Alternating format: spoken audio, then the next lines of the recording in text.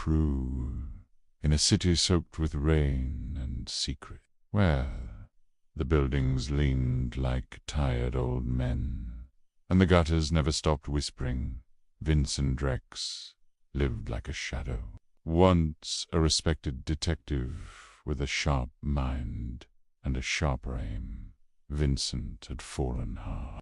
Years ago, he'd gotten too close to something, or rather, someone. A crime boss named a man who wore silence like armor and ran the city like a chessboard. Vincent had chased him, hunted him, nearly nailed him, but the system cracked under pressure. Evidence disappeared. Witnesses changed their stories, and one night Vincent found a bullet lodged in the wall of his apartment, half an inch from where he usually sat. That was the last warning. The next day, he resigned. That was 5 years ago. Now, he lived off whiskey and bitterness, in a one-room apartment above a pawn shop that sold broken promises and second-hand guilt. It was late October when she walked in. Lila Mercer, young but not naive, wore her pain like a coat. Press, said her brother, Danny, had gone missing. 3 days. Now, the police shrugged it off, like they always do. Just another addict, another runaway. But Lila knew better. Danny had been scared lately, talking about something big, something dangerous. Said he'd stumbled onto something that would bring Calderoni down. That name hit Vincent in the chest like a sledgehammer. The ghost that still haunted his dreams. The one demon he never got to exorcise. Vincent told her no. Pooh. He didn't do that anymore. Didn't look for ghosts. Didn't dig into graves. Before she left, she slid a manila envelope across the table. Piece it if she disappeared too. He'd know why. When she was gone, Vincent opened it. Inside were 3 photographs. Danny, bruised and bloody, a flash drive, and a note that read, "Trust no one." Vincent stared at that drive for hours before plugging it into his laptop. The files were encrypted, but one video open. Grainy surveillance footage from a warehouse down by the docks. Danny meeting with 2 men. One of them was Vincent, recognized. Calderon's right hand, Marco Bellini. A ghost with a snake's grin. Footage cut before anything happened, but the implication was loud and clear. Danny had gotten too close, and now he was gone. Vincent felt the old fire rising again, the same fire that had almost killed him years ago. Maybe this was his shot at redemption, or maybe it was a death wish. Either way, he loaded his pistol and put on his coat. The next morning, Vincent went looking. He started with Bellini. Word was, he still ran things for Calderoni, laundering money through front businesses, collecting debt, silencing problems. Vincent visited one of the clubs Bellini was known to frequent.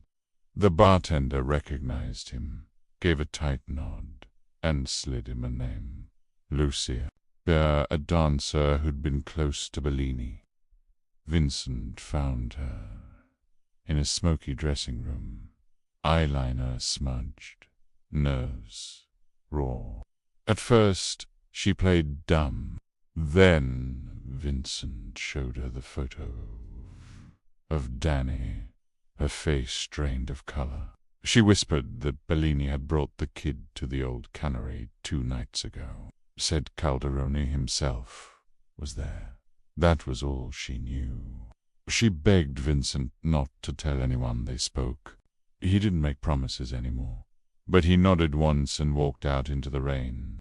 The cannery was a ruin, crumbling on the edge of the bay, forgotten by time and Vincent scoped it out for an hour before slipping in through a broken fence. Inside, the place smelled like rust and rot, but it wasn't empty. Vincent found a room in the back, chained from the outside. When he cut the lock and opened the door, Danny was there, alive, barely, beaten, dehydrated, but conscious. He looked at Vincent like he was hallucinating. Vincent didn't waste time. He got Danny to his feet, threw an arm over his shoulder, and started the long walk out. They almost made it. A black SUV pulled up just as they reached the fence.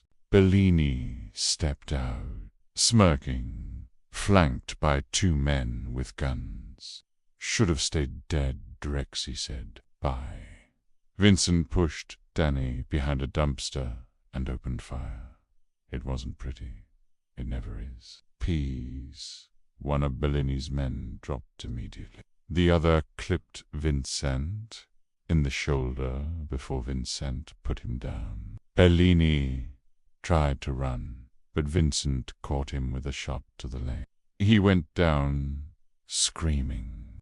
Vincent stood over him, blood seeping through his coat. Vincent just leaned down and said, "Where's Calderoni?" Bellini laughed. Said he was gone.